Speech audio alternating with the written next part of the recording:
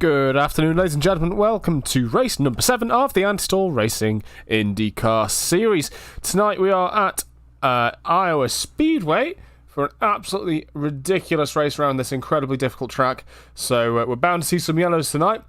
But hopefully the racers try and play a bit safe. We've just gone into qualifying. It is single qualifying here, so everyone's out on track by themselves, with Leon currently doing purples. Also waiting for another commentator to come and join me very, very shortly. Who should be jumping in as well.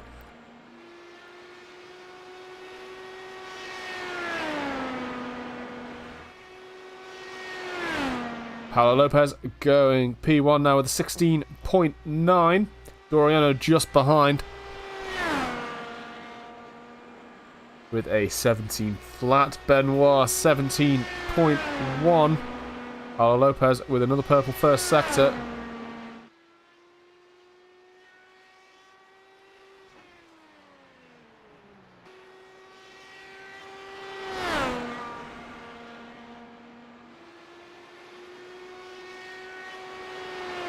So, difficult part of this track is coming out of turn 1, big bump.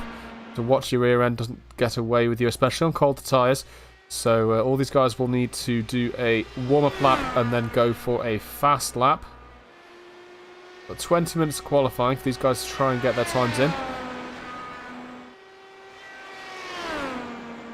Robin Durmel setting a 16.9. Only 500ths away from P2 there.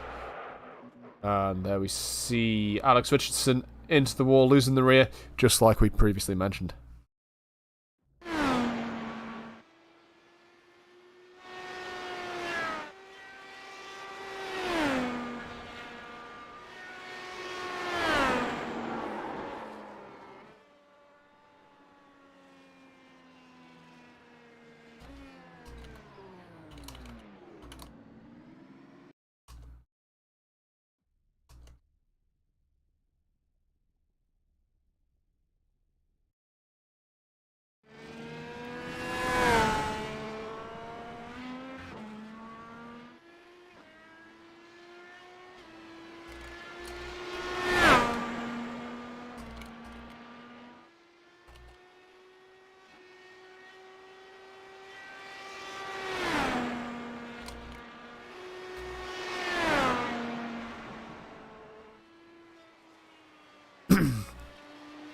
So 13 cars, 14 cars with us tonight, probably maybe a couple more joining us, hopefully midway through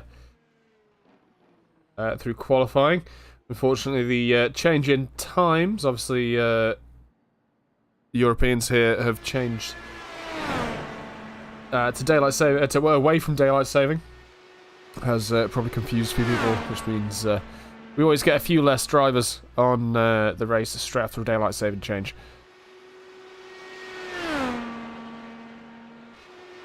Hello to Costa in the chat. Good to see you there. Looking forward to seeing you race the touring cars tomorrow. Currently watching Kevin Birrell.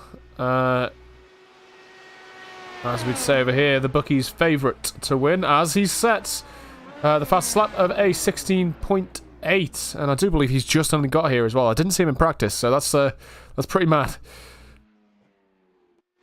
Kevin Stamp's still out doing laps with a 16.9, so obviously still time left. He was saying he's particularly fond of the setup he's running at the minute, especially in dirty air.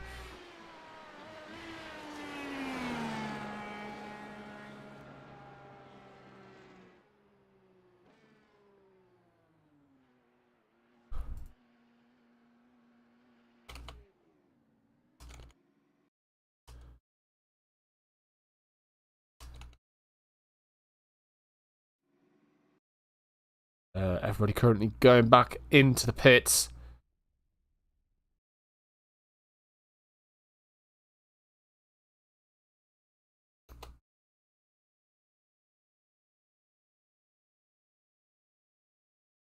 Give me a chance to quickly look over the standings for everybody. So currently in P1 of the standings is Kevin Birrell with 213 points.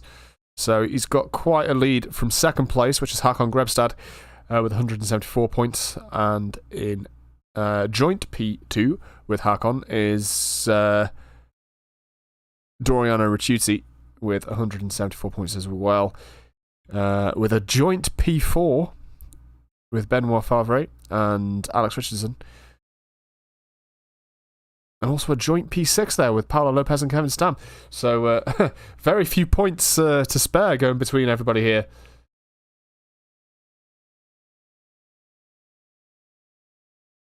Hello Biggles. How you doing? It is raining very heavy here as well. Yeah, we're getting thunderstorms and everything here. Oh, there we go. Sorry, I just realised you were muted on stream. You are now live. That's fine. I could barely hear myself anyway. Or you. You are slightly quieter today, I'll admit. I don't. Yeah, it's... Sorry, something's probably happened. Update. Yeah, I had to reboot the computer the other day, and it always messes with GoXLR, I think. I've turned you up a little bit, so all good on this end. Anyway, yes, so the lone qualifying is done, and not in the Lone Star State, but... Well, 7 minutes in, you got up to 20 minutes to go, and everybody seems to be in the pits, thinking about things. They're probably actually watching the replays of how the fastest guy did it, and then they're going to go back out again and try it. That's what I'd be doing. But aren't they done? Isn't it just 4 laps? Average of 4? It very well could be. I may be mistaken, but it does seem that the ticker's still counting down. So maybe someone hasn't done all their laps. That is true. It looks like, yes, there is. Well, looks like Kevin did 3.22 laps. Paulo Lopez did 3.22. 2.22 for... Yeah, that's true. Delario, and that's 3.22 for everybody else has gone over. Well, 3s. So I wonder if Kevin's aware of that. Costa in the chat saying he's thinking about joining this and the IMSA as well, because the real life season's over. Yeah, if you go on the website, there should be any seats remaining should be discounted by now, because we're this late into the season, so it's always a good place to start. Session to be advanced, pending a driver rejoining from race control. Okay. Someone's obviously dropped out, and we need him to join before we can start the race session, otherwise they won't be able to join again.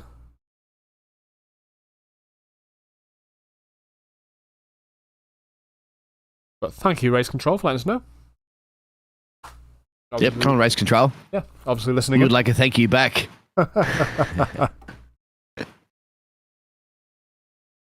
We've had a conversation with Race Control, haven't we? Just like, no, Mikey, no, this is not correct. Can we do that? Can we directly contact race control and talk to them, just like Formula One tried that and failed miserably last year? That would be really... I mean, you know what? I could just drag him down into the room. There we go. Race control's confirmed it for us. Thank you. Brilliant. All right, well, there you go. It answers the question. So we're waiting for Alaric van den Bos to rejoin. Do you like pineapple on your pizza or not? Race control. Here we go. In the great state of Ohio. No, we're not in Ohio, are we? We're in Iowa. Iowa. Yeah. We could play GeoGuessr with here at Anti-Store Racing while we wait. Like it just randomly puts you in one of the seats in any of the all the tracks that we arrive at this season. No, and I don't care. No, put you in one of the seats. I think I'd be pretty good at telling what track's what, just from seeing the start finish straight. I wonder if they do something like that. A GeoGuessr for tracks. That would be cool. Yeah. Yeah. See if everybody can guess. Obviously, we're just advancing. I thought we were advancing the session. We're waiting for Alaric van den Bos to rejoin, and then we will, apparently. We just hit the fast forward button.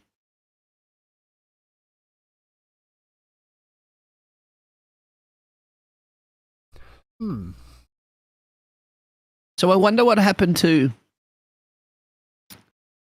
I'm just trying to think of his name. A few drivers that we had at the start of the season were excited to come in.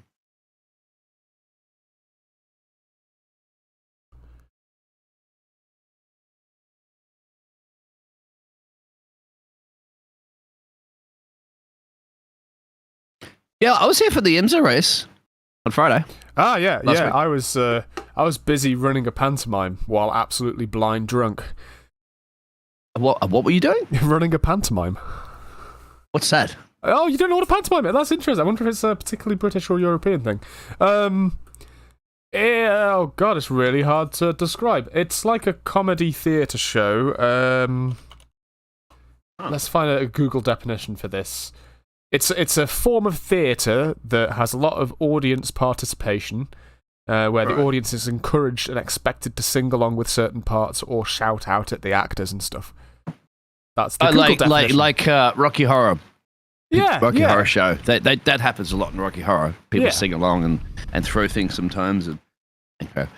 We did one time at the theatre, which was great, which was the Point Break Live.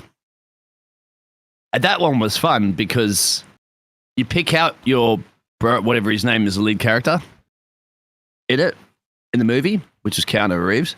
You get four people or whatever, whoever puts a hand up, they go up on stage, and then they have to read a line, and whoever gets the most cheers gets picked to play.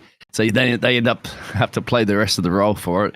But it's okay because somebody's got cards, and they give them cue cards and dress them and do all that sort of stuff. That's a lot of fun. Point Break Live. Andy in the chat saying Panto's not European. I actually have to correct you on that one, Andy. They absolutely are European because they stemmed from a form of commedia dell'arte, which was a French form of theatre, and the British then changed it a little bit and made it a bit more British. So how was the one that you were doing? Was it good? Yeah, it was fantastic. It was a completely self-written piece by the local hospital. So it was a charity show. Really, really cool. Really, really funny. Lots of intensely adult jokes, which I wouldn't be allowed to repeat here. But it was, amazing. So were you doing the lighting for it, or were you just hanging out, having fun? Oh, no, I was lighting. Yes. Okay. Yep. Yeah, I was going to say, you probably don't get no time to go to the theatre and watch a theatre anymore. Theatre shows. Waiting for people to grid up because we have entered the race session now. Yep.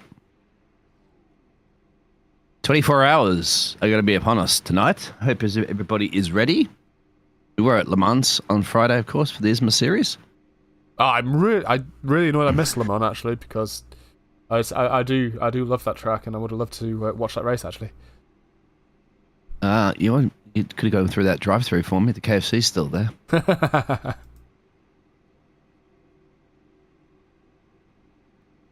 It was a good race. Now, safety car predictions out there. How many? Do we have a safety car? It's AI drive. It's an AI on this AI track, safety car. Yes. But this track is notorious. It's difficult in these cars, especially when you're in draft. Okay, I think people are starting to grid now. There they are. And I saw people spinning just under just the qualifying before there too, so I was catching them off guard.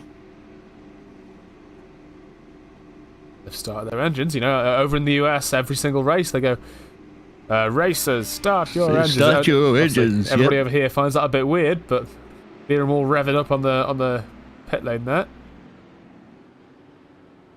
So I've got Kevin Birrell P1 right there. Robin Durmel just behind. Kevin Stam in P3. Yeah, Paul Lopez on the outside.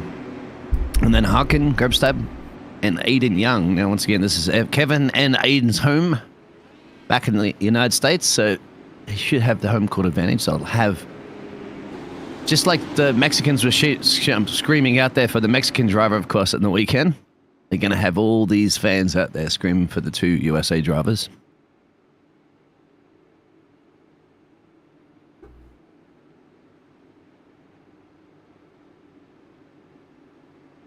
So the pace car lights have gone out, which means that it will be in this time.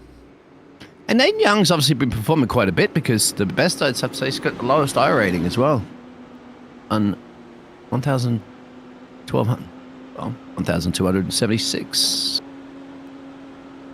All right, Kevin's got to wait for that pace car to peel in a minute and hit the loudest of all loud pedals that will be on that car to be on your left-hand foot instead of your right here in the United States. I'm going to it's on your right hand, right foot. I was about to say, that's strange. See Kevin Stam shifting down to first gear in preparation. And the tradition is, my friend, when you cast IndyCar, you just listen to them for the first lap and listen to the engines purr, and then you commentate over it. There we go. Green flag racing. Waiting for the leader. Green, green, green. Wow, Robin was caught sleeping. Robin just disappeared then behind Kevin.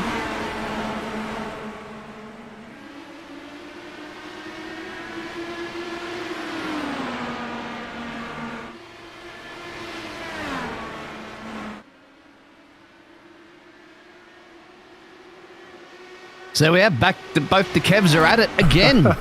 Yellow, yellow, yellow. Yellow. That was Aiden Young, I believe. Let's take a look at this. As well, I think Leon's... Oh!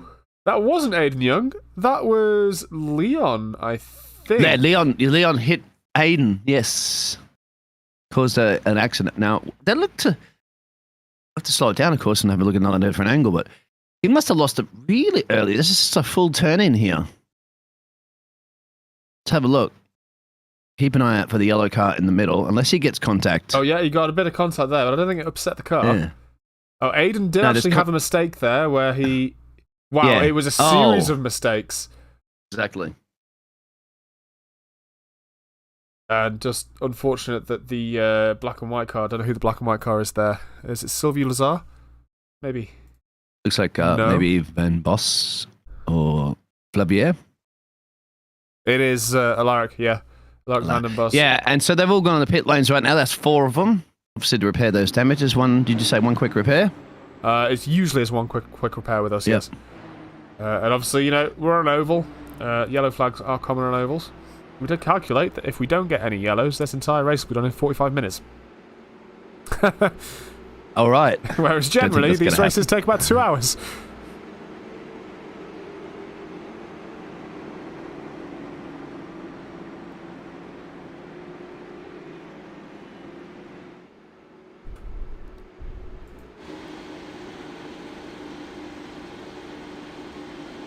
There's Kevin Stan, the 61. You can see it actually on his, just well above his steering wheel there to the right on the chassis. I'll show you, we're looking at the same pictures because you got the driver cam? I'm on the FCP cams right now. So I'm on the gyro, which is looking at what you were just talking about. Is that the one where they look back at the driver? Or no, the it's other looking one? forward, so it's looking at his name tag. Yeah. line a little bit different.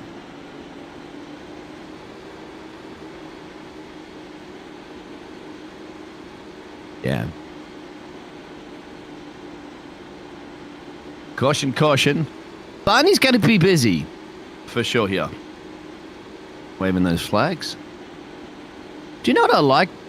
And it's some of the tracks, not this one, that has the... Instead of just those yellow caution things there, that you see the flashing lights, they have like the LEDs on all the... Yeah, Daytona vertical. has I believe Daytona was it? I think Indianapolis does as well. It's the smart flag thing that they were trying to upgrade all the tracks to. Obviously, only the most wealthy tracks can do it. Did you see Barney just not really waving that flag, just holding it up at the moment? He's put about as much effort into it like Tim Cook did. That was absolutely hilarious. That was really, really hilarious. You can see the skid marks, and that's the freshly painted wall at the moment. Safety barrier, of course. That you can see where some of those skid marks have gone off right there to the scene of the crime. A couple of them out of turn. I don't know all the turn numbers, unfortunately. I think that's turn 2, maybe. He's around the back stretch now.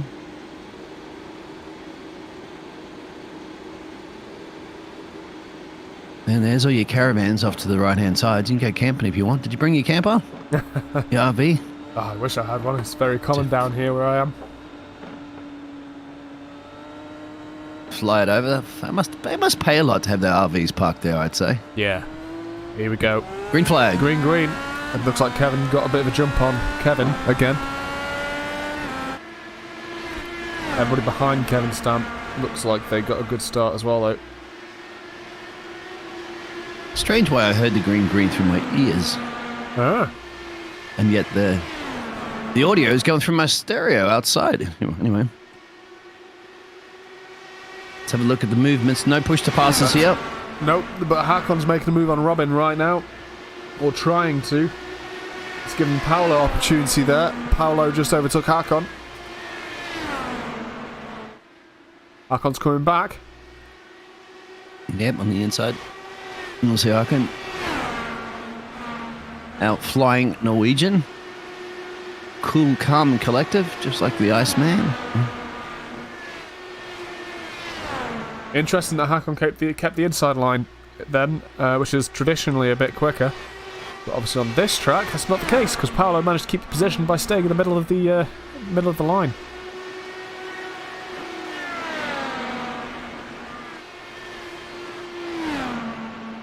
Now, I believe Alex Richardson's had a crash, but hasn't called a caution out.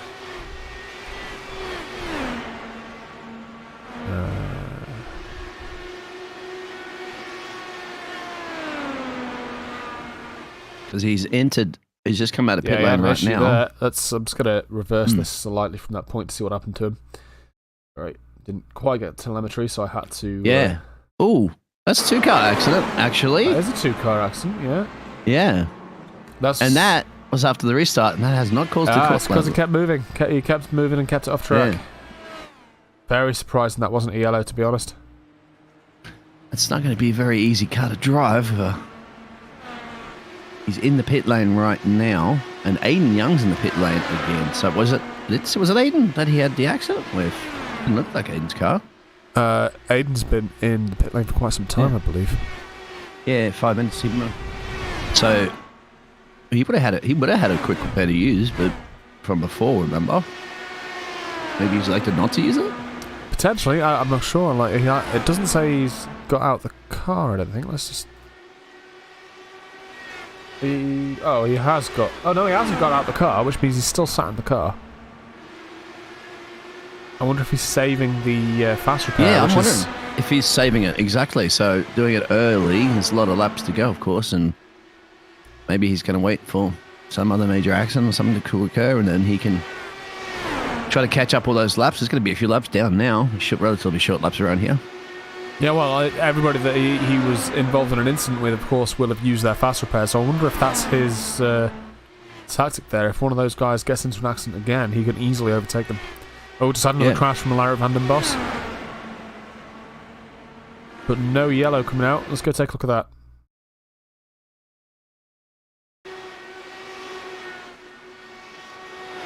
It was up high on the wall. On the exit.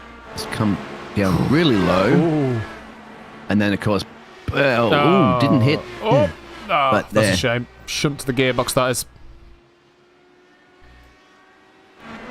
It's very, very hard to stop that car if you have a spin without hitting something. Yeah. So a couple of drivers did that in the qualifying session, but it's very difficult. There's not a lot of space. Walls take no prisoners in IndyCar.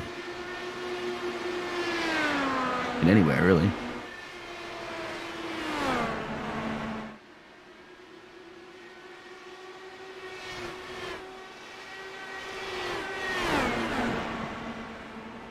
Now, it should be Chevy versus Honda. But we only have one manufacturer in iRacing. Yeah, I can't remember which engine manufacturer they used for this. I'd imagine it's the Chevy, considering they do have Honda as well now, don't they? I'd assume it's the Chevy version, but obviously in iRacing it's just listed under Dallara, which is the manufacturer of the body of the car. That's right. Paulo Lopez once again under attack there from Hark and Grabstaff. Just happy to sit there in the slipstream now. How much of a gap are they pulling? If you don't mind showing the track map a second. I just want to see. Yeah, they're starting to spread out quite a bit. And very, very soon, there are 14 cars stopped on track. That's a retirement, I think. Yeah, that's Alex Richardson's retired from the session. You need a tow around here, that's for sure. I'm still surprised that Kevin still managed to hold them up. They will come up to lap Van der Bos soon. They might get a tow from. And Aidman's still sat there pitting.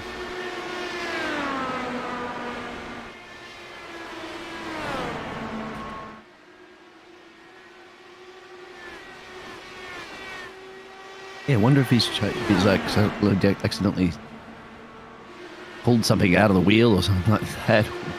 Adjusting a brake pedal. He's gone down to the local hardware store to pick up a part. Kind of run back, screw it back into the wheel, back out on the track.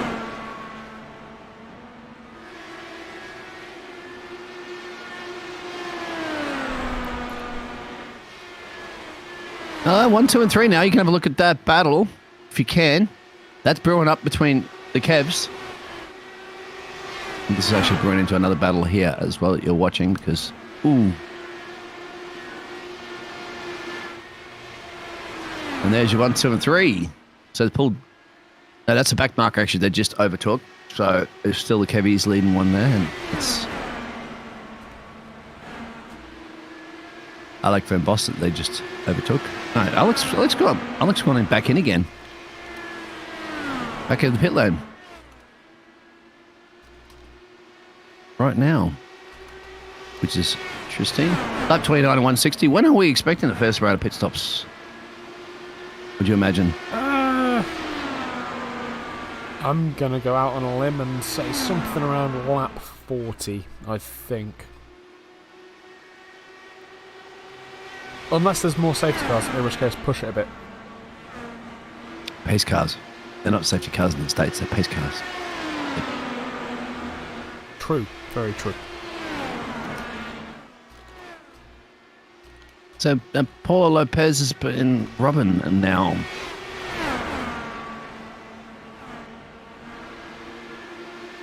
Tarkin's got past the French driver. Making some gains. 2 positions gain there for the Norwegian.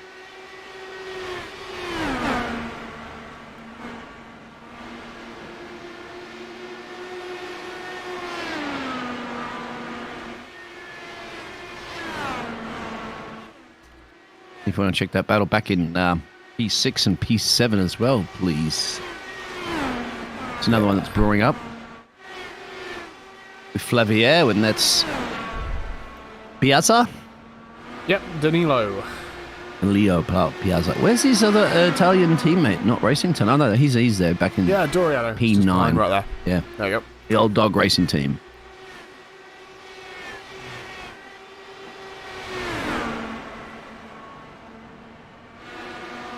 And, well, they have proven, haven't they, this season, that you can teach old dogs new tricks. Yeah, I mean, I wouldn't be surprised to see... I'm going to jinx it entirely now, so I'm really sorry. But by the end of the race, I wouldn't be surprised to see them near the top, I'll be honest. Very patient they are in the way that they race, and that's maybe an overtake if he gets the exit speed there and keeps it out of the Geico fence. That will definitely be saving him 10% off his car insurance if he keeps it out of the wall. I do believe he just got a position there as well. Yes, he did.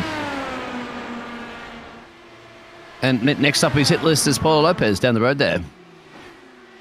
But he's got a couple of seconds to gain. Paulo Lopez is really also reeling in Robin.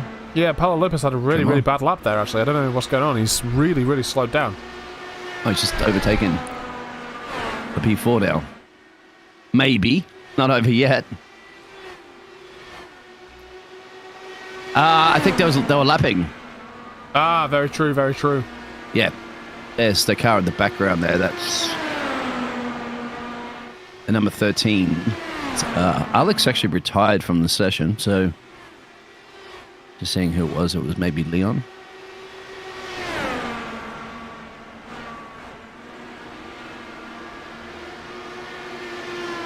It's got to be pit stop window time now soon, isn't it? And that's the thing. Yeah, you think Kev's going to follow each other in? Let's see how they're doing, shall we? I think Kevin Birrell will probably... If he jumps in, Kevin Stam's probably going to follow him here because you want to get that toe at the pit lane. Of course, you don't want to go on him by yourself. Yeah, I don't believe you can just jump in, so to speak, in this one as well. I think Race Control have, during the briefing, stated you have to enter the pit lane through turn 3. So basically, where Kevin is now, you drop below the apron there and follow it around because of how dangerous it is to just slam your brakes on as you're trying to enter from turn 4. Okay. So Aiden Young did get that screw from the hardware store and put it in his wheel because he's back out. It's a 10-minute pit stop. Is he back out? Yes. Yeah, he is. Wow, okay, yeah, so he's now running. He's obviously going to get to P12 there. And he's going to find it really hard to get any further than P12. Unless there's a huge 5 laps elsewhere. down. Yeah. Well, it says he's 4 laps down now. Well, he's plus 4 to Alaric. Oh, okay. So... Oh, that's right, yeah. Okay. Yeah, so he's 23 laps down, I believe. Yeah. It's turning into a Le Mans 24-hour. I was actually amazed. Ooh, oh, this is interesting. Kevin's had to decide. Yeah, He's had to lift big time here because these are 2-lap cars. Not going to suck on that. Yeah. Probably shouldn't shout that one too loud. The neighbours will be thinking, what? There's the inside apron you mentioned for somebody getting into the pit lane.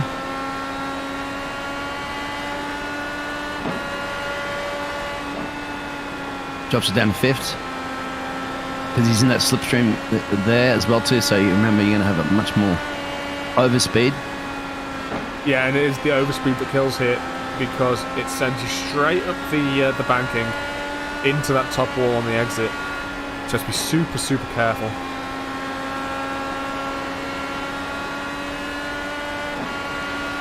So now that they're all bunched up a lot more, considering there's a lot of lap cars, so there's exiting the pits, as you can see on that track map, everybody was essentially on one half of the oval. There's Sylvia exiting the pit lane right now. There to your left. Another lap down. Still waiting to see if they are going to box.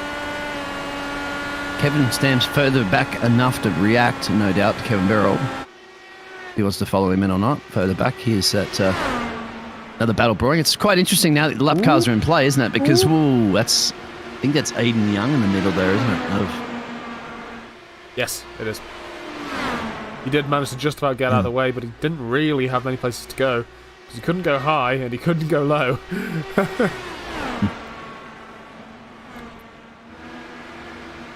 You can jump the catch fence if you're good enough.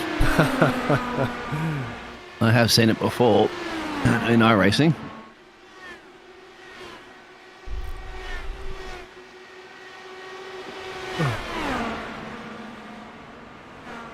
So they're all on the primary tyres. You don't have the tyre differences that you have in the road tracks or the push-to-passes. Although I do think you should have push-to-passes on ovals. It'd be incredibly dangerous, I think. What, driving at 200 plus miles an hour around ovals is not dangerous enough for you? Oh, man, you're starting to sound like an American now. There's a reason, bit of twitch then. There's a reason over here in Europe we don't do this.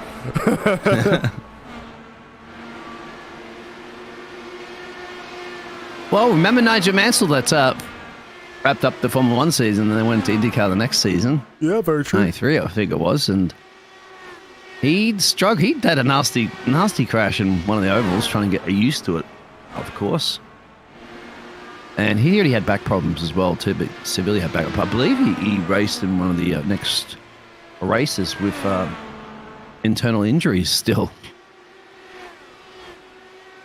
And he eventually did win an oval race and won the season.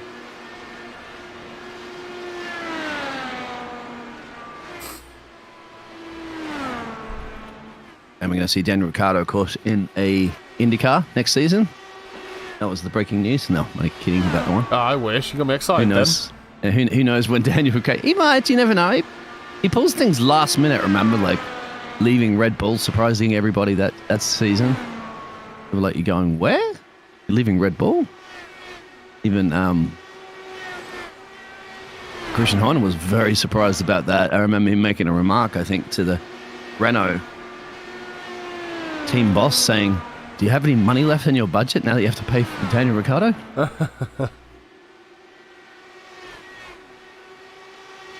Looks like everybody's spacing out a bit now, so Kevin Stam and Kevin Birrell are still the closest together on track.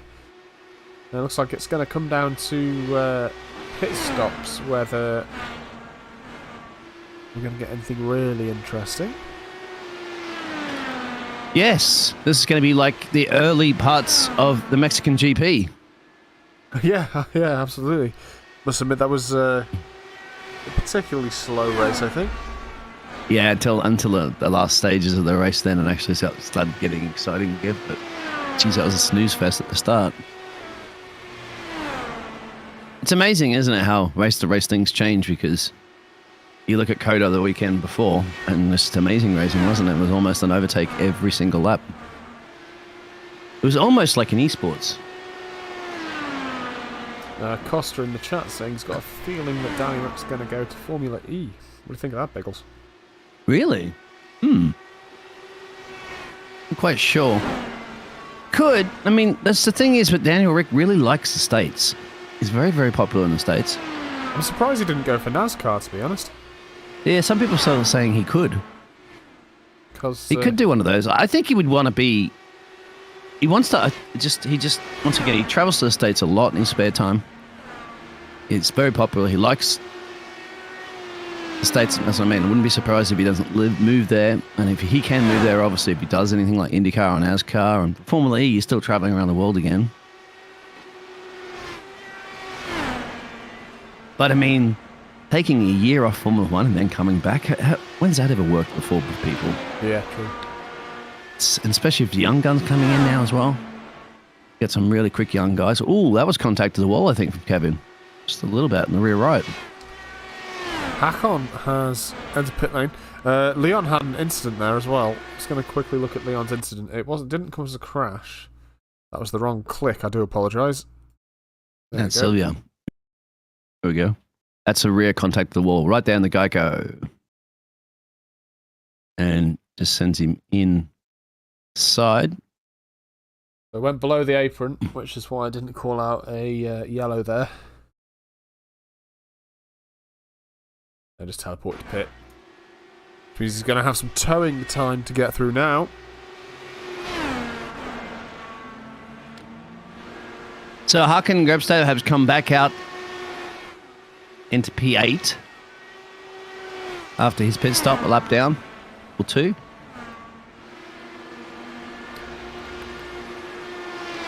Who is leading the championship at the moment? Kevin Birrell is leading the championship. I went through that just before you got here. Mm-hmm.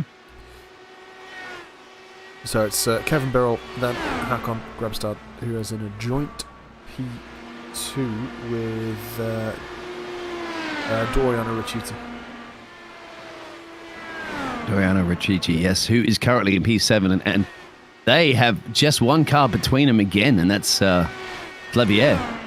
So there's the Old Dog Racing team's going to get back to close to being on track together. Kevin stands in to the pit lane. Ooh, going to go for the undercut there. And by himself as well.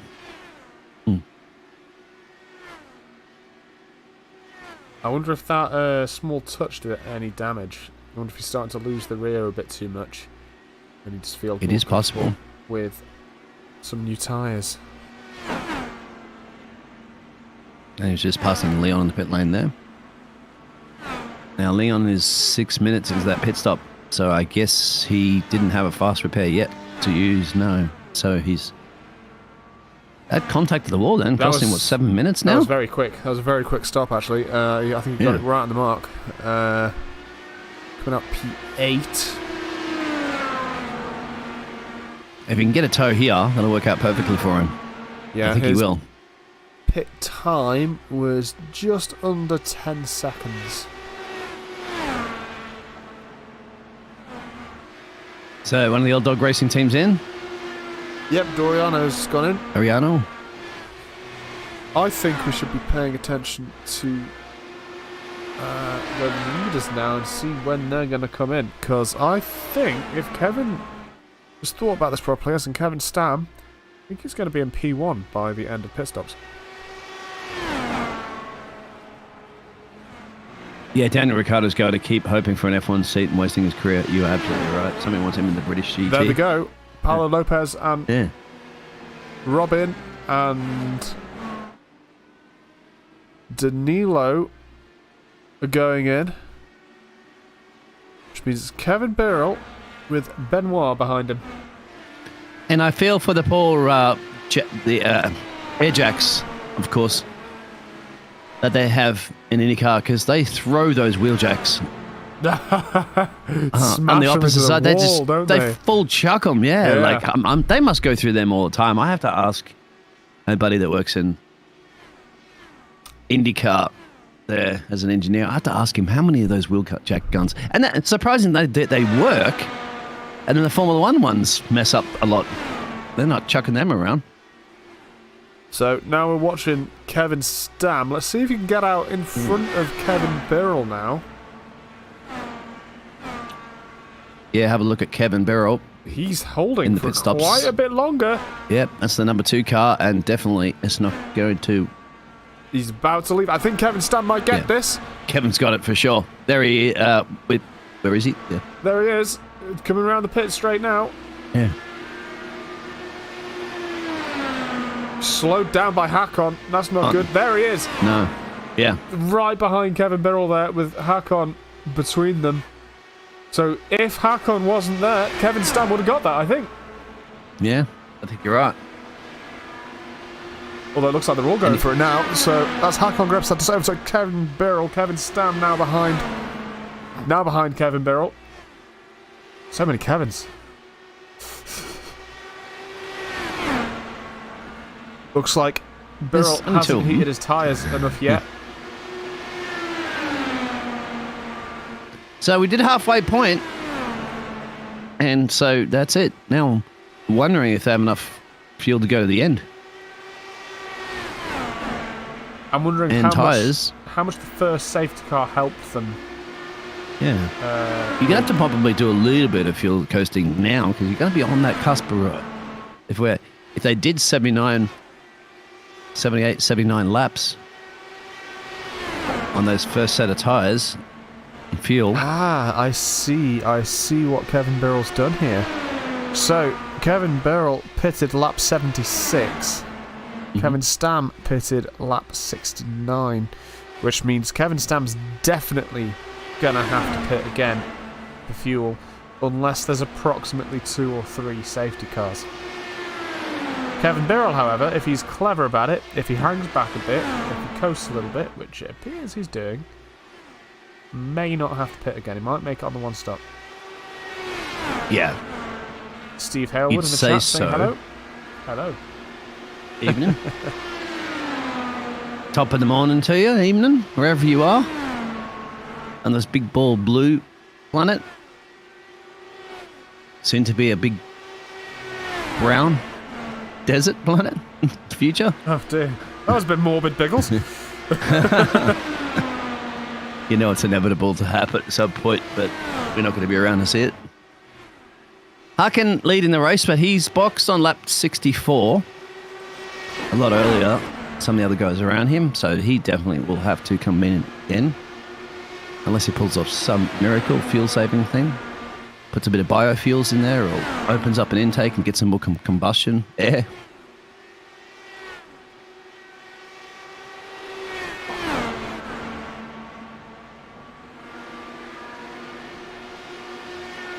Bounty is the best. I haven't had a Bounty in years. I haven't even seen them here. No, I can't stand Andy? them. I can't stand coconuts, so no, thank you. Oh, you wouldn't like it. I'm not a fan of it, because I like coconuts, but I don't like it mixed with chocolate and stuff like that. But yeah, they don't have them here in the States. Well, I call the States because Panama here essentially has most of the US products. I don't remember seeing any Bounties here. Doesn't get Mars bars and all that jazz. Good choice. Twirls are amazing. Twirls. You know, Vegemite had in Australia a Vegemite biscuit kind of thing. Yeah, I know you like had it for Vegemite. a little while as well. Oh, we've had a crash with one of the Italians. Ooh. But it has not called the pace car out. Ooh, he's already sliding on happened? entry there. Still sliding. Woohoo! That's drifting now. Yep. Yeah. Oh, that's Keep a shame. it bang. Yeah, that's a real shame that he went up the wall there. I was hoping he could drift it out, but no. But lucky to not cause a safety car again. Though I'm sure many, many drivers would like one right now, potentially free pit stop. Yeah, so when the replay is great, if we want to get back to the live action there, please, Mr. Director. And then maybe you can have a 12. Frankie's in the pit lane as well. A Spaniard.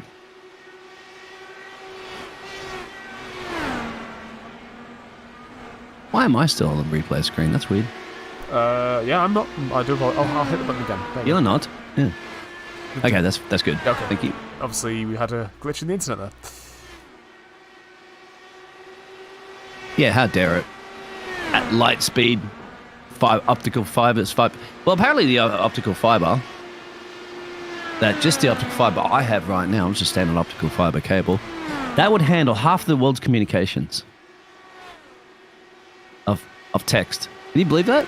Jesus. Just one single fiber optical cable can handle half the world's Pretty mad. text information, just not including images and streaming and all that sort of jazz. But that's pretty impressive. What I have right now in my home could handle it. Yeah, if you think that's drifting, wait till tomorrow, says Coaster. I'll be back in just a minute. So it looks like Kevin Stam is sticking with Hakan quite closely there. You can't quite get the final push to catch him. Kevin Birrell's definitely hanging back now. I can't imagine that he would have lost quite so much pace through a pit stop. I think he's likely in a fuel-saving mode. Likely trying to make it so that he can push those... What would it be? It'd be an extra... math. Yeah, an extra 4 or 5 laps of fuel out of his tank so that he can get all the way to the end.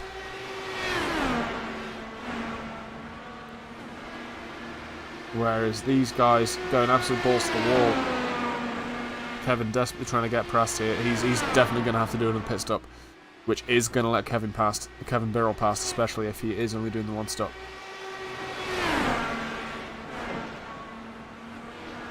Cross in the chat saying if that's drifting, wait till tomorrow. Yeah, absolutely. Those touring cars are wild around corners.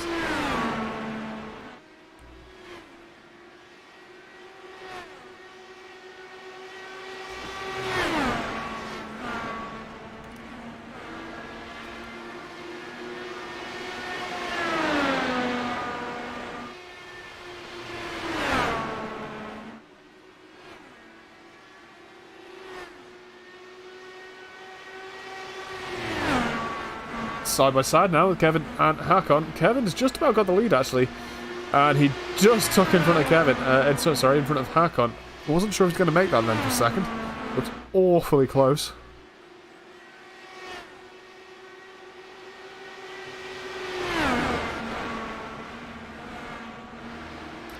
It appears that all that fighting has slowed down Kevin Birrell, unless he's decided to give up on his fuel-saving strategy.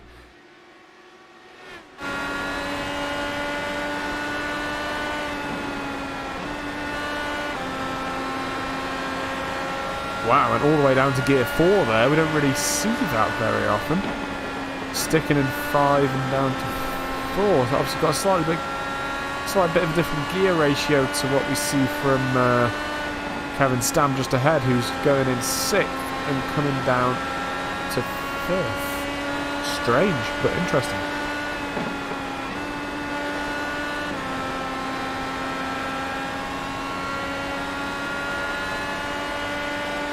So only 4 cars, I believe, on the lead lap now. Yep, only 4 cars on the lead lap. With the top 3 separated by just over a second.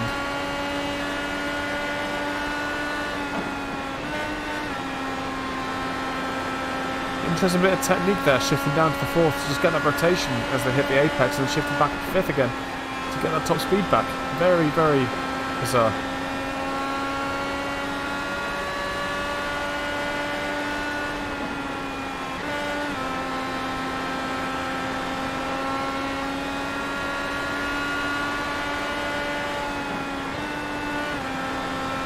Right, back here in the United States. Good afternoon. So yeah, yes. Biggles, yeah, Kevin Birrell's doing a bit weird here. I've noticed he's sticking in 5th gear and shifting down to 4th mid-corner. I see that. Yeah, that fuel coasting. Yeah, if you notice the difference between him and Kevin Stam that we saw earlier, Kevin Stam was in 6th gear all the way around and shifting down to 5th. I wonder if he's still doing it. Let's go back to Kevin Stam. Oh, he's also in 5th now. Yeah, he's in 5th. Goes to 6th. Just yeah. shifts. And then we'll drop it down to 5th. Give him some acceleration out the corner. Oh, that was a bit close. Woo.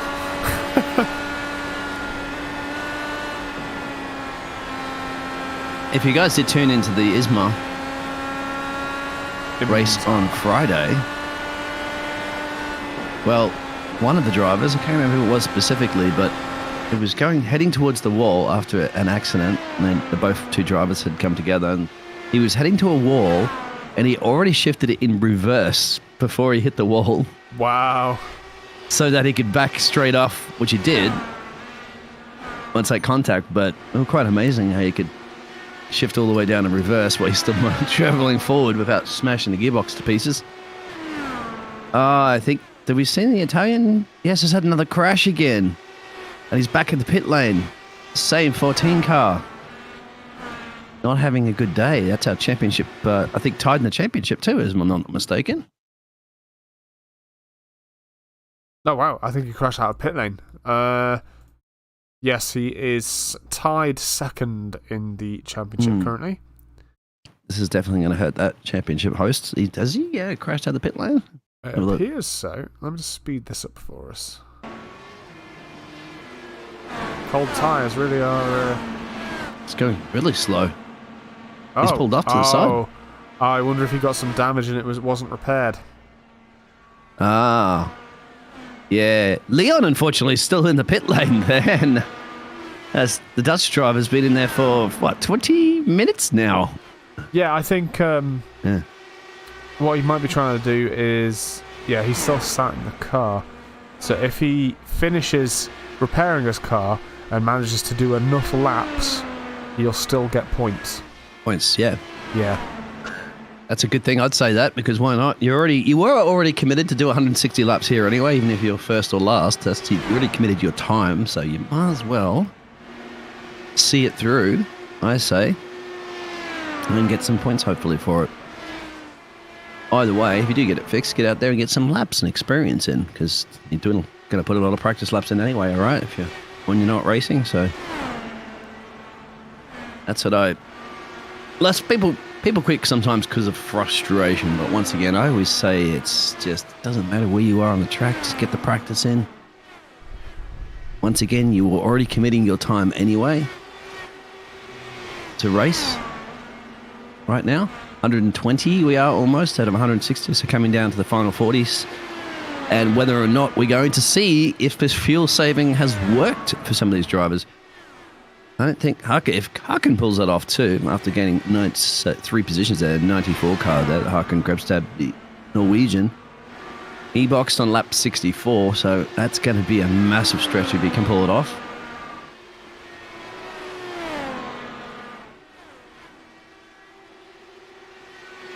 He did some practice earlier and rolled over 3 times. Rolled over what? And rolled it over 3 times. As in he rolled the car, yeah. Only 3 times? That's not too bad. These babies can roll quite a bit. Ah, so Leon is now stewarding. He's got out the car and he's now stewarding. Ah, okay. There you go, Leon. Leon could do both things. Are you going to jump back into the car, Leon? Like if they do get it fixed? Kevin's in. Oh, Kevin's gone in again. He's gone really early. Really early. This is strange. This is very strange. And we thought, did he have enough? No, Kevin Stam's in too. There's Kevin Stam. So Kevin Stam's had to react to that. But at the same time, this might give Kevin Stam the undercut on Hakon. Well, there's going to be a battle of the pit lane right now. Forward there, I think, from Kevin Birrell. So wait for Kevin Stam to come and get his spot. See how he stops. It looks like it was almost on his mark. Oh, good stop. 8.1 seconds. That is the fastest stop of the race. That's not bad considering they had to change all 4 tyres. They've only 4 guys and 1 jackman. Yeah, exactly. And Kevin Birrell, just for comparison there, also got an 8 seconds, but it was an 8.2, so you're 300ths slower than Kevin. So obviously a lot less fuel went in that time. Probably didn't get their screen wiped down or a tear-off done. They were literally just going for a quick splash and dash to make it the last 30 laps. So this is going to be balls to the wall now for both Kevin Birrell, Kevin Stam. Kevin Stam theoretically in P1 if the pit stops go how we think they're going to go and if back markers don't get in the way. Well, if Hakan does decide to box at all. Very true. Oh, he's just gone in. Speaking of race, right on cue. I was about to say you must be running on vapors at that point. Yeah, his last... All right, so... Yeah. Oh, I don't know when his last pit lap was because that's now disappeared for me, unfortunately. It was 64. It was, you're right, yes. Yeah, because I remember that he was the one that has been out there the longest. So Leon's not going to come out, as he said. Doesn't think the required laps will count, and he wants to have fun doing the stewarding. So just let your car sit there and burn in the pit lane, mate.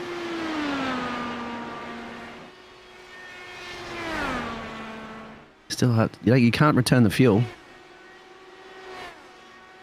We'll siphon it out, put it in somebody else's car. Hakon Grebstad, his stop was 8.3 seconds, so slowed the other 2.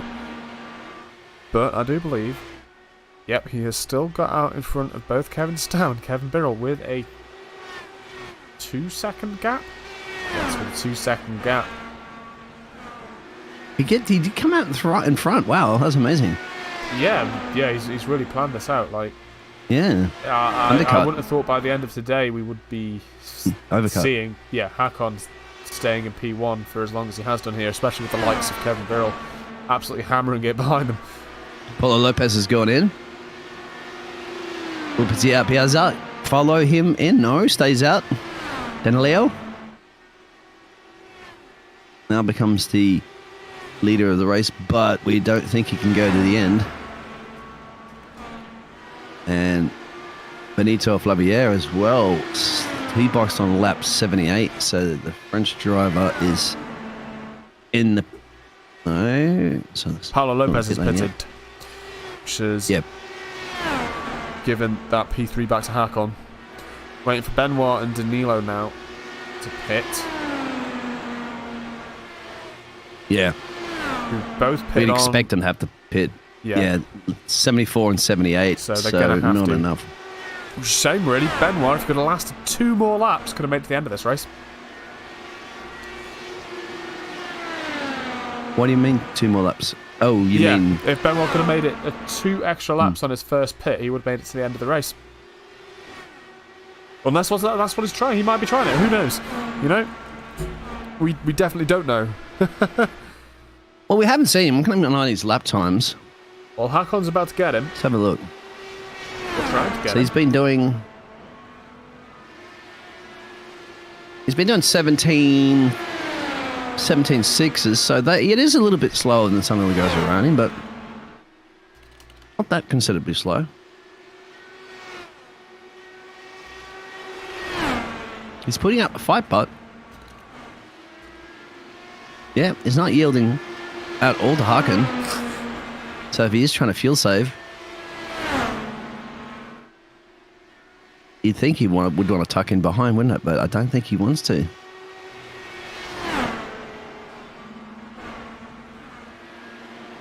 See the massive speed difference when you go up high and you come back down low again. And the different racing lines you could take here.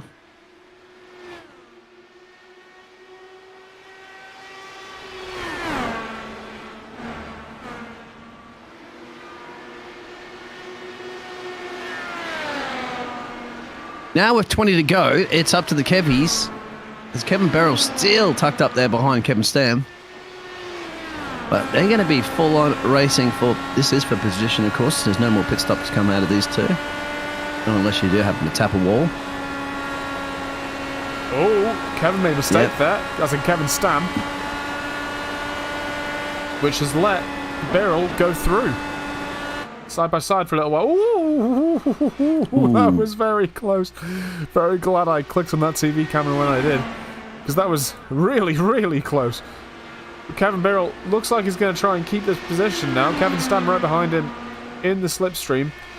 As long as Birrell keeps that inside line, Stam shouldn't be able to get around unless Birrell makes a really bad mistake. And Haken Grebstad is up the road too. He has to get past. He has to get past Bonito. Because that's going to bring these guys into play. So there it is. So Danleo's gone in.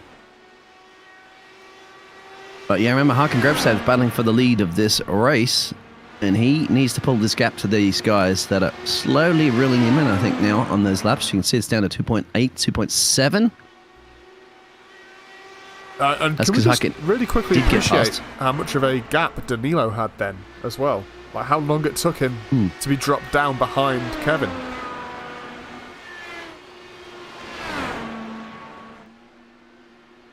So we're going to have to see Hakon and... Sorry, no, we're going to have to see Benoit make a pit stop very soon to give back that P2 and P3 to Kevin Birrell and Kevin Stam. Oh, and Danilo's come out just in front of... yeah. Oh. As a back marker. Well, yeah, because there's the old Des in the race right there. Because the old dog racing, he boxed on lap 74, and Flavier is 78. So Flavier had 4 more laps of fuel at least in. So are you going to stretch it for 13 laps? It's possible, but he's going to get overtaken by these two soon. Right now, as you can see, they're starting to definitely pull him in. Look how close this is. That's the green car up the road there, because he's lifting and coasting for sure, isn't he? Oh, Kevin just got an overtake there. Yeah. Stam, that is. Birrell tucking him behind. So you go in that low like Birrell was. It does heat your tyres up. It wears them quicker. You can't do that for as long as you can staying on the And the midline. Old Dog Racing's team coming back that one to unlap himself. Yeah, I think all this fighting is actually slowing people down now. Mm-hmm. Stam into P2. He's overtaken Benoit. Now Kevin's got to do the same thing. Benoit's like, got to stretch it to the end, I guess, in the fuel. Otherwise, you thought he would have boxed earlier. He's going to throw a spanner in the mix in this one right now, because how much is this going to cost Kevin Burrell to get past all this traffic? Yeah, and I think Benoit really missed his chance. He's either got to go to the end with the fuel he's got, or he basically cannot, or he can't get this position. He can't get P3, which is what he should be aiming for right now. He needs a slipstream to help him out there to lift and coast more. Yeah, but it'd be. I'll tell you what, it'd still be an impressive drive if he can stay in this position now, because he would have gained 4 places. But Harkin's been the real surprise, hasn't he, mate? I mean, he has his pit stop. He can go to the end. He's gained 4 places, and at the moment is still maintaining that. Well, now that the Kevs are free, it's 3.4. Keep an eye on that. I don't think they're going to have enough time, mate. No way, not with 7 to go. Oh, he's gone in, the French driver now. He couldn't make it go. He's going to drop costly quite a bit now, I think. Yeah, I was about to say that Hakon wasn't even on my cards to win this. And now he's 3 seconds ahead.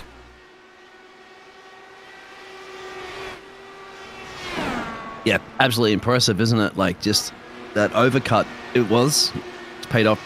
Just fuel strategy 101, perfect. Timed it with that first pace car that we had. But they didn't box in that first pace car, did they? No. No, they didn't. They stayed out.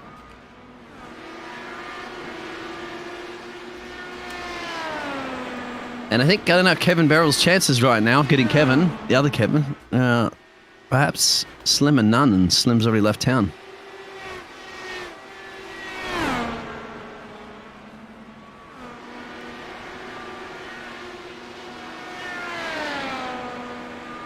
So Benoit came back out in behind Frankie there, but just ahead of his countryman of Sylvia Lazar. Aiden Young still in the race, but 23 laps down after that massive accident that cost him a ton of time for repairs. It's weird he didn't use the fast repairs. I guess he didn't have any left.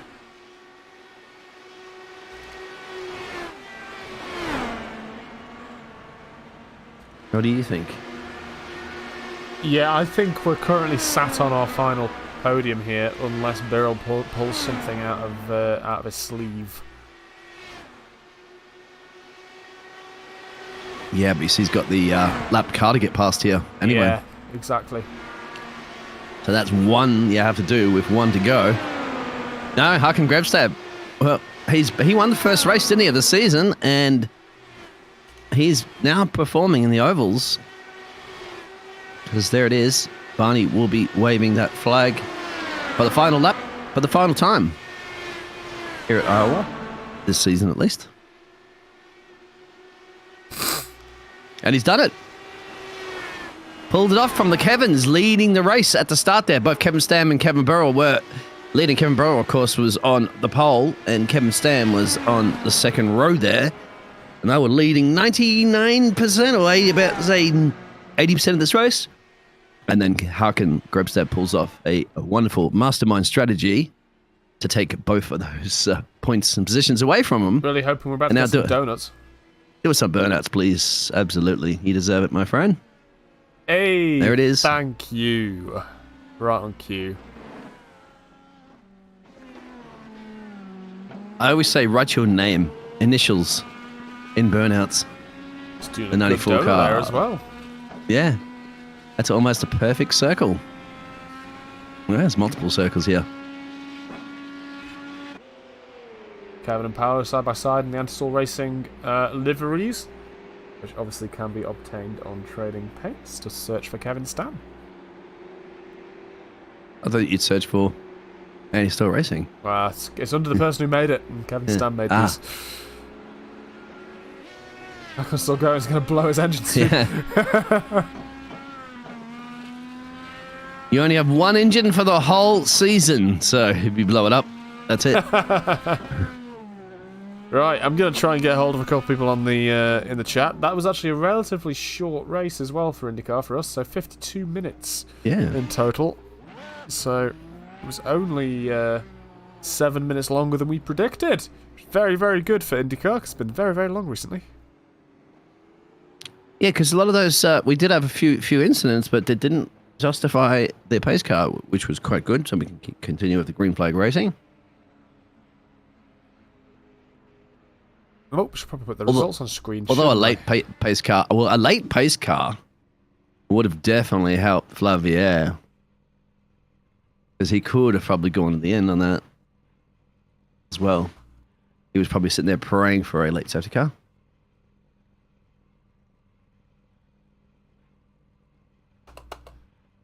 And the retirements that we had of cool were Leon Vanderbos and Alex Richardson. Everybody else did finish, I believe, the race.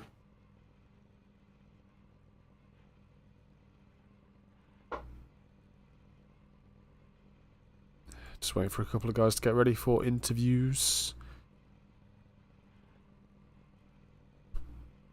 Okay, I'm going to bring down Kevin Birrell, P3 today.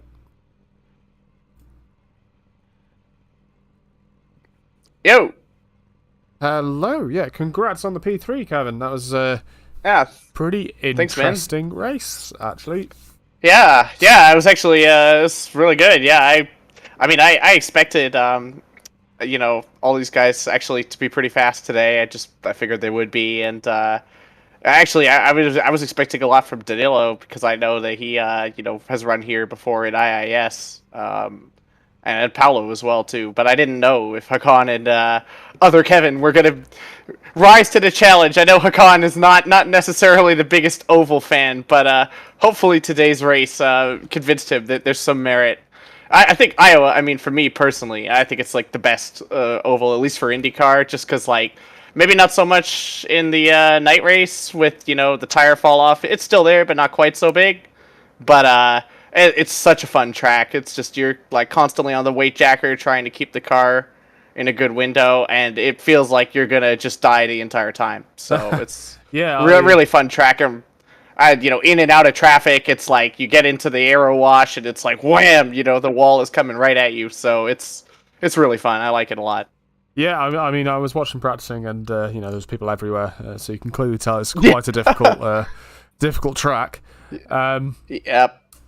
But yeah, I noticed you were using rather different gear ratios, I think, to other people on the track as well. I noticed you didn't go above gear 5 for most of it.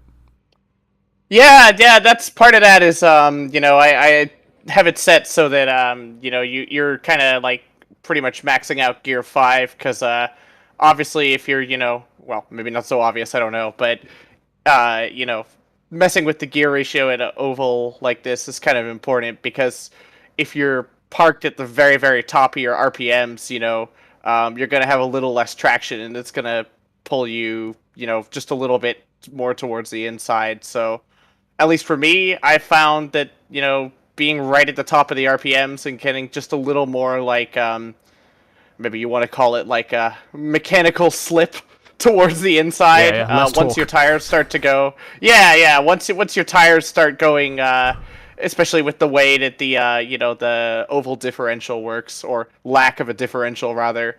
Once your tires start going, that can help you kind of just, you know, keep pulling it towards the inside and really ride that low line here. So yeah, I mean, it worked okay. I botched the strat. I was, you know, the historical way to go here is just, you know, try and stay out as long as you can early, because if you do manage to trap people a lap down, they're probably not getting it back unless their pace is insane.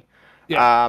And, you know, I should have known at that point, you know, we had a good field today. I should have known that the chances of another caution were slim. But on the other hand, like at a track like this, all it takes is a single car spin, you know, and anyone can spin. I mean, I felt like I was going to spin multiple times in the race. You know, it's easy to do at any point. I mean, my first pit stop, my front right was at like 50-something%, you know, so it's like, you know, the chances of anyone spinning are huge, you know, and I thought that the fall off, especially with it being at night, was not so bad, but my pit entry was really safe, and, you know, when I came out, I was down. I thought it was all going to work out, and it just totally Did not. Then I tried to fuel save, thinking I could maybe make it to the one stopper. Yes, we noticed that. Behind those guys, but it just, I didn't think it was not worth trying to pass them. I think at that point, I think it would have just been really, really brutal. I mean, it's very scary, as I'm sure you saw. Even just fighting with them, it was just like, it's the type of thing where like if you have no other option, you might. But I was content. Even once I knew the fuel save wasn't going to work, it's like, okay, well, in the first stint, I saw their tires started to fall off a little bit at the end of the stint, and mine didn't really. I'm like, okay, well, they might fall off, and they already, I know they can't make the fuel save, and they knew that they were going to have to pit in earlier than me. What I didn't foresee was that, they just respond to my pit right one lap after. I'll get no undercut at all, and, it's over from there.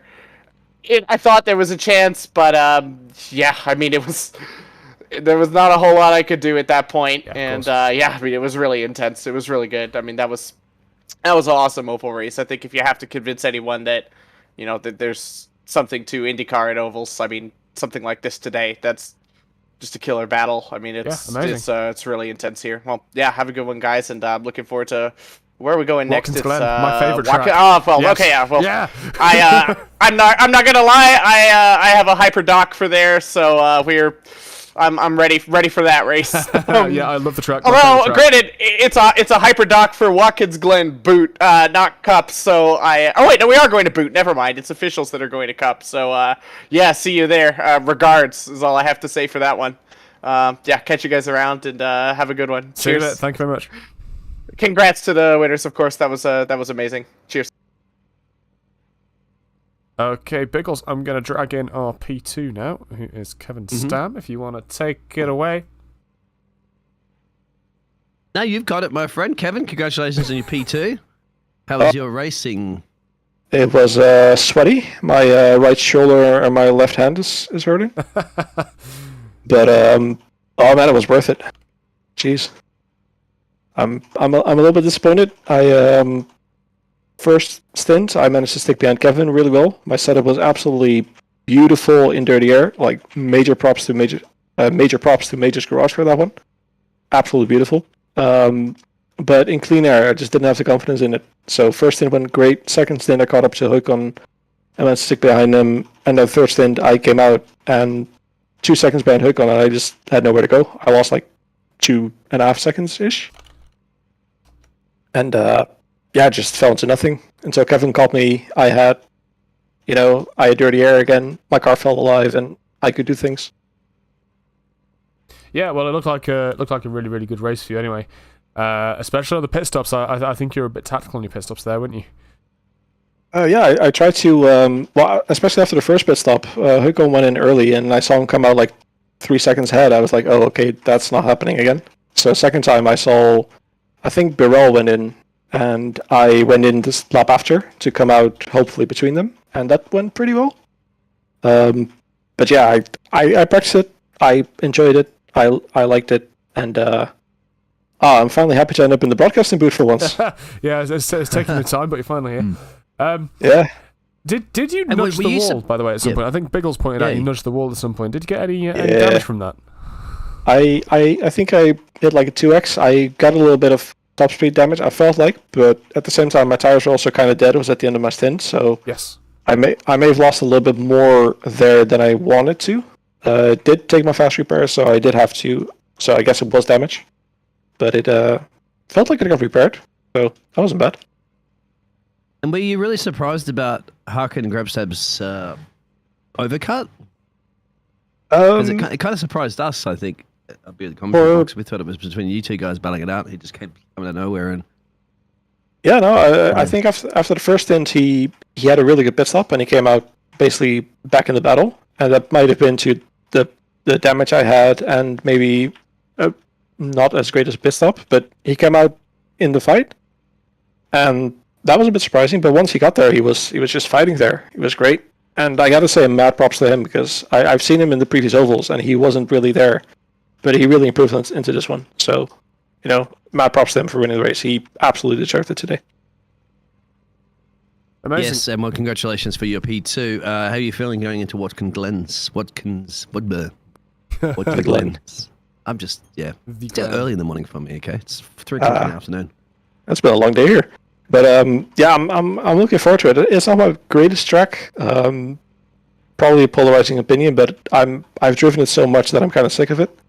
But I'll try to somehow get back up there. I know it's going to be a tough one. The bus stop is probably going to claim some victims, and the first sector with the slipstream and the push to pass is going to be something to be careful of in the first couple laps. But I'm looking forward to it. Regardless of how much I enjoy the track, I'm looking forward to driving it, and I'm even more looking forward to the track afterwards. Excellent. Well, I'll get out there with a tar machine or whatever, and I'll lay down a couple extra corners in there to spice it up for you, mate, so it won't be so boring. How's that sound? I'd rather you remove a few, make it more round, circular maybe. All right. All right, we'll take some votes out there. Hey. Still racing, what you would like. I'll get the tractor out. Hashtag make the Glen Oval. Could be. Oh, we'll have the variations of it. That's it. I'd have to say from... Not yet, it's not. We've got Us. P1 coming along. No. Oh, we do. All right. There we go. Now I've been practicing my Norwegian, so let's see how I can go. Good luck. Haken, congratulations, mate. You're back there on the top step. You did win the first race of the season. This is your first oval now that you've won? Yeah, I've been really struggling doing the oval stuff, and I think the trick was not to use a workshop setup tonight. Just do something completely different. It paid off with the undercut as well. So Yeah. you were just quite quiet, weren't you, really, out on the track, I believe, like not really in the war, like wheel-to-wheel racing with many people, like both the Kevins were the whole time, and that was just allowing you to put your head down and put those quick, consistent laps in? Yeah. The first stint, we kind of dropped back a little bit, and the Kevins got like a 2-3 second gap, and I was kind of able to maintain that a little bit. And then I don't know if I overused my tires in the first stint, so I started dropping back, and I was like, okay, I'm just gonna hope there's no cautions and go in for an early one. And yeah, that did the trick, and I really watched my second stint tires. So they lasted the whole stint, and I think that really helped me out in the end. Yeah, well, it looked like a really good race for you from my perspective. In fact, I didn't even have you on the cards for winning at the very beginning, so it was quite a surprise to see you coming along and just thrashing everybody else by a good few seconds by the end. So yeah, massive congratulations for that one. Really, really amazing race. And I'm going to end with my usual question of how you thinking about next week when we go to Watkins Glen. I mean, I'm probably feeling better about that than what I did coming into tonight. So let's hope that's good things. I definitely prefer the road circuits. Oval's not really my thing, even though I did win tonight. I think it was, I think it was a lot of factors. Being shorter oval, maybe dirty air wasn't that much of a thing, and strategy obviously played a part. Yeah, well, massive congratulations on that one, and definitely looking forward to see you race at Watkins Glen as well. Yeah. Do you know if it's with or without the bus stop? That's a really good question. I can very quickly check for you. Because the bus stop's going to be very interesting in these cars. Yeah, I enjoyed the bus stop in these cars last time I did it. It is, let's see, it's with the bus stop. Well, that's going to be fun. Mm-hmm. Yeah. So get your tickets right now. Yeah. Is that bus is going to be on time every time, and maybe in the fence or something like that. We'll see. Yeah, I definitely foresee a few incidents coming into the bus stop. See how that goes. Well, we have to keep our stewards busy, mate. They had like kind of an evening off in this one. Oh There yeah. was no stewarding whatsoever that I saw. There was no message. The only thing that was up there was just answering questions about pineapple and pizza and stuff like that for us up in the casting box. That was about it. Yeah. So yeah, they had it easy. So let's see if they're going to be busy next week then. Yeah, I think it's good for them to have a night off, especially seeing how it's an oval week. Then probably not as much on the road circuit usually. Yeah, very surprised there was only one caution tonight. In our first oval race, if you recall, there was Yeah. quite a few cautions. It was like double digits, right? It's like 20 something. Yeah. That's ridiculous. Yeah. This is good. Did you have any contact at all with the wall? Because we didn't really have the camera on you too much, which is also a great thing, obviously, because, you know, quiet achiever, slowly getting it all done and winning. But, yeah, did you have any issues with any... I did at the end of my first stint. I think I was getting overtaken or I was overtaking a lap car, and he kind of lost traction or grip coming out of the corners. I got squeezed up into the wall a bit. So that was also one of the reasons why I pitted early. But I don't think I had any damage. Like, I didn't take the fast repair or anything, so everything was fine. But I figured instead of getting passed by lap cars, I might as well go in. And yeah, that worked out. And that's great, as you said, by pitting. So it wasn't there. You never intended to pit early. That was just something that came from the fruits of the race. Was that? Yeah. I figured if I don't pit, then I don't know. Maybe there's a caution and I'm back in the fight. But if I do pit, then maybe I can, regain those 2-3 seconds on fresh tires. Because at the point I pitted, I was losing time quite a bit because my tires were pretty done at that point. Did you take my last question? Do you take tires in both pit stops or just the one? Yeah, I took it both. Okay. I'm not sure, but the tires were pretty good at the end of my second stint, so I might have been able to finish on them. But I sacrificed, I don't know, 2 or 3 seconds in the pit to get fresh ones, just to make sure they last the stint. And they were the primary. Next week, my friend, you're going to have back to the red stripe tyres to choose from. Any hints and indication to what you may very well be qualifying on or starting on? Well, I'll probably be qualifying on the red ones. From the red ones, but, yeah. Usually that's the best tire for qualifying. I don't know. We have to use both, so kind of up in the air, really. What's the all right, start and on. 10 push to passes as well will be available next week. They should be available at the moment on this in the ovals, but I don't know why. We've already been over that. But all right, thank you very much. Enjoy your victory thank you very much, again. dude. Another trophy. Yep. Yeah. Have a good one. Amazing. Yeah, that really didn't last as long as I thought it was going to last. I was expecting to be here until at least past 9 o'clock my time, and it's currently 8:30. So yeah, fantastic job to all the drivers for keeping it clean, really, and only having one caution right at the beginning of the race. So really, really fantastic job. I think even race control will be pretty happy with that, even if they were slightly bored. Yeah, and you now have time because the race was a lot quicker than expected to go to one of the next Patos theater. Pantos, Pantos, isn't it? Panto. Pantos, yes. Yeah, once again, I'm not familiar with that, but you can now head down. Yeah, Do absolutely. it all over again. All right. Thank you. What's up next? So next tomorrow we've got touring cars at Knock Hill. Then Friday is IMSA. We'll have to remind myself where IMSA is on Friday. Really quickly.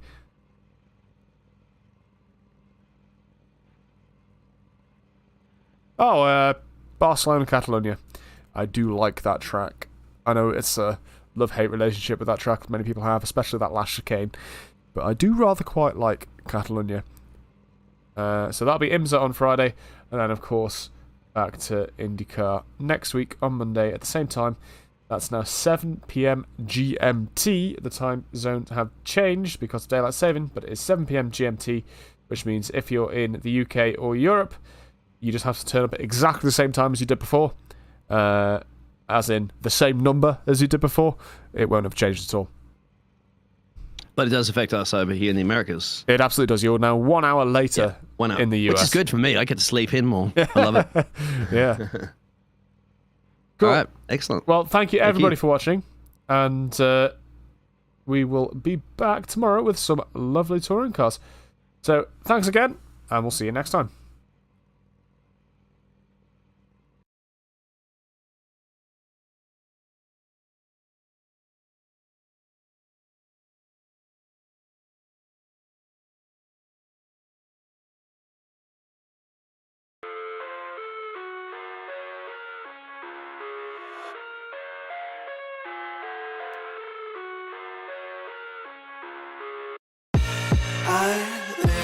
inside my own world of make-believe.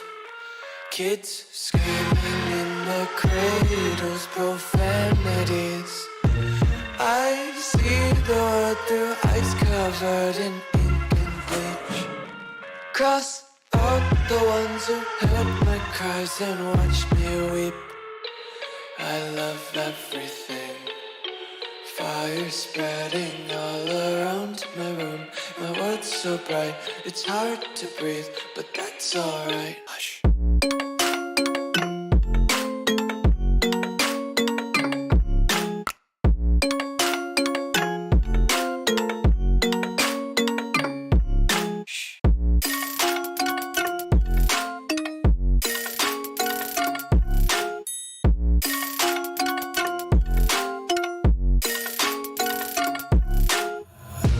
Take my eyes open to force reality. Why can't you just let me eat my weight in glee? I live inside my own world of make-believe. Kids screaming in their cradles, profanities. Some days I feel skinnier than all the other days. Sometimes I can't tell if my body belongs to me. I love everything. Fire spreading all around my room. My world's so bright, it's hard to breathe, but that's alright. Hush.